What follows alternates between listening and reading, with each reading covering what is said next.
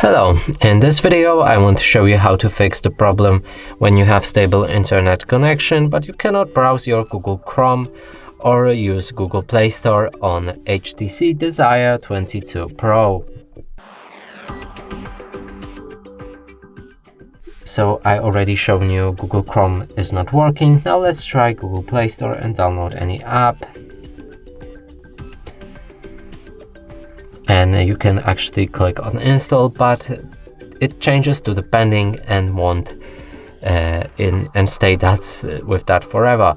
So to fix this, we'll need to go back to open the settings. Here, navigate to the system on the bottom, go for date and time and set time automatically. From here, if we try to download this app again, it should start. And the same goes with Google Chrome, as if we refresh the page, it also loads perfectly. And that's it for this video. Hope you like it. Please consider subscribing to our channel, leave a like and a comment below.